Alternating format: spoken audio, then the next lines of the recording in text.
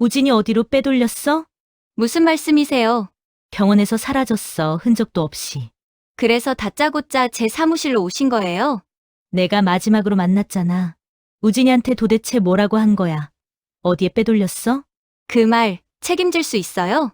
그날 밤 병원은 숨을 죽인 채 긴장 속에 잠겨 있었어요.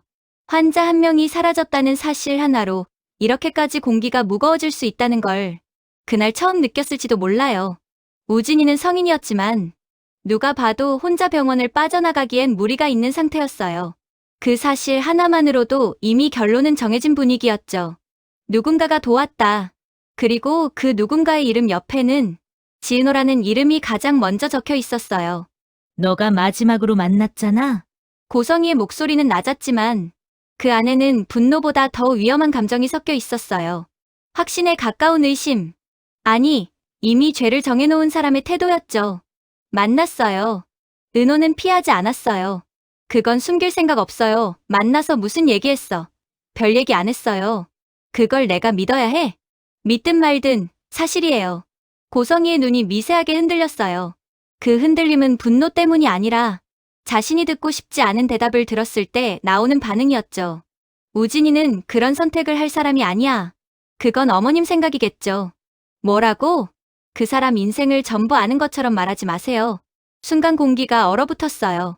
주변에 있던 사람들조차 이 대화가 여기서 끝나지 않을 거라는 걸 느꼈죠. 내가 그 사람한테 뭘 했는지 몰라도 고성이는 한 걸음 다가왔어요. 이번 일에서 빠져나갈 생각은 하지 마.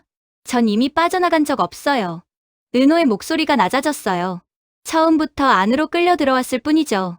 그 말에 고성이의 표정이 굳었어요. 그 말은 단순한 반박이 아니었거든요. 과거를 정확히 찌르는 말이었죠. 혼자 이동한 흔적은 없습니다. 의료진의 설명은 짧았지만 명확했어요. 누군가의 도움이 있었을 가능성이 큽니다. 그 말이 떨어지자마자 모든 시선이 다시 은호에게 쏠렸어요. 마치 이 장면을 오래전부터 기다렸다는 것처럼요. 도움, 고성이가 그 단어를 천천히 되뇌었어요. 내가 늘 하던 거잖아. 그건 왜곡이에요. 그래? 그럼 그동안 내가 한 선택들은 다 뭐였지? 은호는 잠시 입을 다물었어요. 말하지 않아서가 아니라 어디까지 말해야 할지 계산하고 있었죠. 제가 한 선택 중엔 은호는 숨을 고르고 말을 이었어요. 제 의지가 아닌 것도 많았어요. 지금 와서 피해자인 척 하지 마. 척이 아니라 사실이에요. 그 말이 끝나자 고성이의 얼굴에서 무언가가 무너졌어요. 분노가 아니라 불안이었죠. 같은 시각, 지역은 병원 복도 끝에서 이 모든 상황을 지켜보고 있었어요. 누가 거짓말을 하고 있는지, 누가 너무 많은 걸 숨기고 있는지, 그는 조금씩 감을 잡아가고 있었죠. 그날 병원 벤치에서요. 지역은 낮은 목소리로 관계자의 말을 들었어요. 우진 씨가 어떤 남자랑 얘기하고 있었어요. 얼마나 오래? 꽤요. 잠깐이 아니었어요. 얼굴은요? 기억에 남을 만큼은 아니었어요. 그런데 이상하게 그냥 지나칠 분위기는 아니었어요. 그 말 한마디가 지역의 머릿속에서 계속 맴돌았어요. 그냥 지나칠 분위기는 아니었다. 그건 단순한 인사가 아니었고 우연한 만남도 아니었어요. 누군가는 그 자리를 목적지로 삼고 왔다는 뜻이었죠. 은호는 병실로 돌아왔어요. 사람들의 시선에서 잠시 벗어나고 싶었거든요. 하지만 병실 안조차 그녀에게는 안전한 공간이 아니었어요. 서랍을 열다 접힌 종이 한 장이 눈에 들어왔어요. 우진이의 글씨였죠. 걱정 마. 나 더 이상은 못하겠어. 은호는 그 종이를 오래 바라봤어요. 이건 부탁도 설득도 아니었어요. 결정이었죠. 그 순간 이 실종이 단순한 사건이 아니라는 확신이 들었어요. 누군가는 우진이의 선택을 알고 있었고 그 선택을 이용했을지도 모른다는 생각. 그때 문이 열렸어요. 고성이었죠. 그걸 봤구나. 숨길 생각이셨어요? 필요 없는 오해를 만들고 싶지 않았어. 이미 충분히 만들어졌어요. 두 사람은 한동안 말을 하지 않았어요. 그 침묵이 어떤 말보다 날카로웠죠. 넌 늘 고성이가 입을 열었어요. 사람을 불안하게 만들어. 저도 그래요. 은호는 시선을 피하지 않았어요. 당신 앞에 서 있으면요. 그 말에 고성이의 손이 미세하게 떨렸어요. 그녀는 화가 난 게 아니었어요. 무서웠죠. 은호는 그걸 알아챘어요. 고성이가 두려워하는 건 자신이 아니라 아직 이름이 나오지 않은 누군가라는 걸. 밤이 깊어갈 무렵 은호는 병원을 나섰어요. 머릿속이 복잡했지만 발걸음은 이상하게 또렷했죠. 그때 휴대폰이 울렸어요. 모르는 번호. 잠시 망설이다가 받았어요. 여보세요? 짧은 숨소리. 그리고 낮게 가라앉은 남자의 목소리. 지은호 씨죠? 누구세요? 우진이에 대해 알고 싶으면 그 말이 끝나기도 전에 전화가 끊겼어요. 은호는 휴대폰을 내려다봤어요. 심장이 천천히, 그러나 분명하게 빨라지고 있었죠. 이제 도망칠 수 없는 국면이라는 걸 그녀는 알고 있었어요. 전화가 끊긴 뒤에도 은호는 한동안 휴대폰을 귀에서 떼지 못했어요. 통화 종료 화면이 사라지고 평소와 똑같은 홈 화면이 돌아왔는데도 방금 들은 목소리가 아직 귓가에 남아 있었거든요. 우진이에 대해 알고 싶으면 그 문장은 끝나지 않았어요. 하지만 은호는 알았죠. 저 말이 이어졌다면 절대 듣고 싶지 않은 조건이 따라왔을 거라는 걸. 사무실 창밖은 이미 어두웠어요. 퇴근 시간이 훌쩍 지난 뒤였고 사무실 안에는 키보드 소리도 전화벨도 없었죠. 그 고요함이 오히려 숨을 막히게 했어요. 은호는 의자에 앉았다가 다시 벌떡 일어났어요. 앉아있으면 생각이 너무 많아졌거든요. 왜 지금이야? 혼잣말처럼 흘러나온 말에는 분노보다 혼란이 더 많이 섞여 있었어요. 우진이가 사라진 타이밍, 고성이가 사무실로 쳐들어온 타이밍, 그리고 방금 걸려온 전화. 이건 우연이 아니었어요. 누군가는 이 흐름을 정확히 알고 있었죠. 그 시각, 고성이는 집으로 돌아와서도 좀처럼 진정하지 못했어요. 외투도 벗지 않은 채 거실에 서 있었죠. 당신, 너무 나간 거 아니야? 박진석의 말에 고성이가 고개를 돌렸어요. 가만히 있으면 해결될 문제야. 해결이 아니라 더 키우는 꼴이잖아. 이미 커졌어. 고성이는 단호했지만 손끝은 미세하게 떨리고 있었어요. 그걸 박진석이 눈치챘죠. 당신, 뭔가 알고 있지. 그 말에 고성이의 시선이 잠시 흔들렸어요. 아주 짧게. 하지만 분명히 아무것도 몰라. 그럼 왜 그렇게 불안해 보여? 고성이는 대답하지 않았어요. 대신 창밖을 바라봤죠. 그 어둠 속 어딘가에 자신이 외면해왔던 과거가 숨어 있는 것처럼요. 은호는 결국 병원으로 향했어요. 지금 할 수 있는 건 다시 처음으로 돌아가는 것뿐이었죠. 야간 병동은 낮과는 전혀 다른 분위기였어요. 조명이 줄어든 복도, 간간이 들리는 발소리, 그리고 낮보다 훨씬 솔직해지는 얼굴들. 혹시 우진 씨 관련해서요. 은호는 간호 스테이션 앞에서 말을 꺼냈어요. 간호사는 잠시 망설이다가 주변을 한번 둘러보고는 목소리를 낮췄죠. 공식적으로 말씀드릴 수 있는 건 없어요. 공식 말고요. 그날 이상하긴 했어요. 그 한마디에 은호의 심장이 빨라졌어요. 어떤 점이요? 우진 씨가 평소보다 많이 차분했어요. 차분했다고요? 네. 결심한 사람처럼요. 그 말은 쪽지의 문장과 정확히 맞아떨어졌어요. 미안해서 그렇게는 못하겠어. 그건 충동이 아니라 오래 고민한 끝에 나온 문장이었죠. 같은 시각, 지역은 병원 CCTV 관리실 앞에 서 있었어요. 공식적인 요청은 아니었죠. 그래서 더 조심스러웠어요. 이 시간대 영상만 없다고요? 네. 시스템 오류로 처리돼 있습니다. 지역은 화면에 표시된 시간을 유심히 봤어요. 우진이가 병원 벤치에 앉아 있었다고? 증언이 나온 바로 그 시각. 오류치고는 너무 정확하네요. 그런 셈이죠. 관리자의 말끝이 흐려졌어요. 지역은 그 반응 하나만으로도 충분히 알 수 있었죠. 누군가 여기까지 손을 뻗쳤다는 걸. 은호는 병원 로비 의자에 앉아 휴대폰을 내려다보고 있었어요.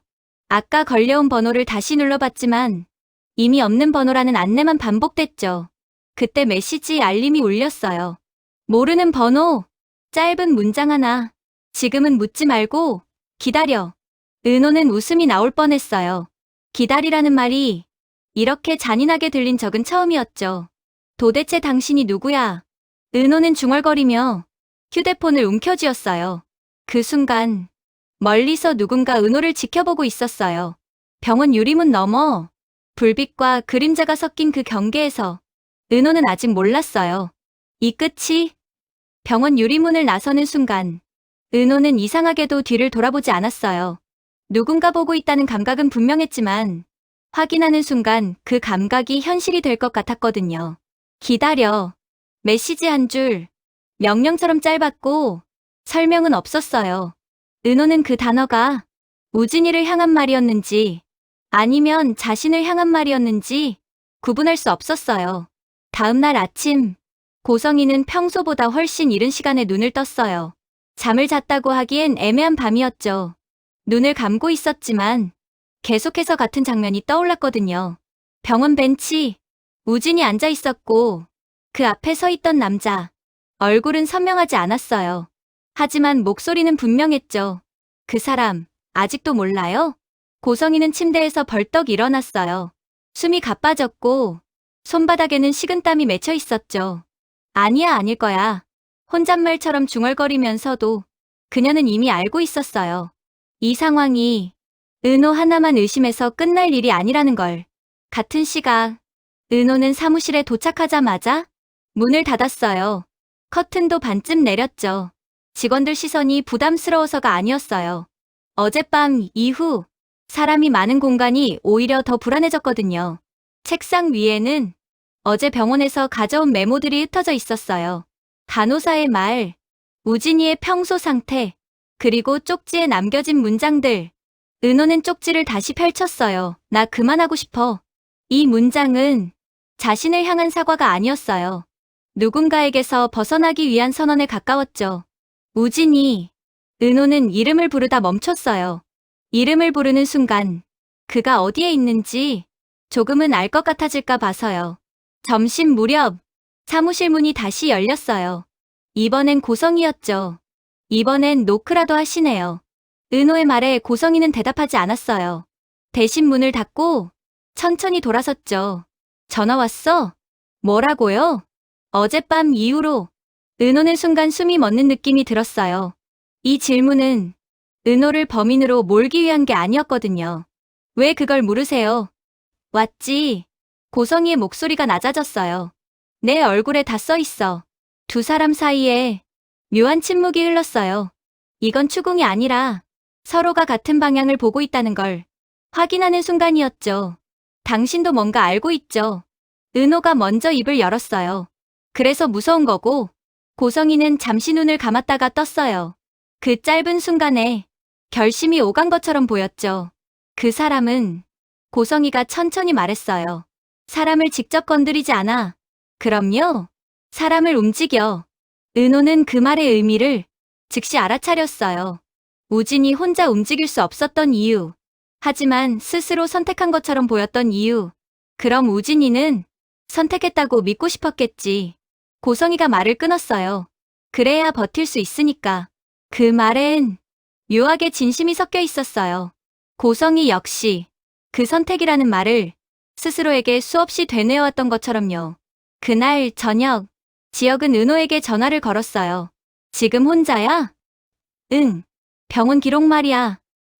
응. 삭제된 CCTV 말고 출입 기록이 하나 더 이상해. 지혁은 숨을 고르고 말을 이었어요. 우진이 실종된 시간대에 외부 방문자 기록이 하나 있어. 보호자? 아니, 직원도 보호자도 아닌데 권한이 찍혀 있어. 은호는 말없이 들었어요. 심장이 점점 빨라지고 있었죠. 이름이 없어. 그게 무슨 말이야. 말 그대로야. 공란이야. 그건 시스템 오류로 넘길 수 있는 수준이 아니었어요. 누군가 의도적으로 이름을 지웠다는 뜻이었죠. 밤이 되자 은호는 다시 휴대폰을 들여다봤어요. 기다리라는 말 이후 아무 연락도 없었죠. 하지만 기다림이 길어질수록 불안은 확신으로 변해갔어요. 이건 우진이를 찾기 위한 게임이 아니라 자신을 시험하는 과정이라는 확신. 그때 휴대폰이 다시 울렸어요. 모르는 번호. 이번엔 통화 버튼이 떴어요. 은호는 잠시 망설이다가 받았어요. 여보세요. 이번엔 숨소리가 없었어요. 대신 또렷한 목소리.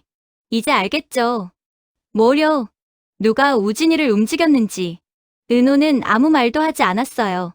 그 침묵이 긍정이라는 걸 상대는 이미 알고 있었죠. 선택은 당신 차례예요. 무슨 선택? 우진이를 찾을지. 잠시 숨을 고른 뒤 그 남자는 말을 이었어요. 아니면 지금까지 숨겨온 걸 지킬지. 통화는 그 말과 함께 끊겼어요. 은호는 그대로 서 있었어요. 손에 쥔 휴대폰이 미세하게 떨리고 있었죠. 이제 이 이야기는 실종이 아니라 거래가 되고 있었어요.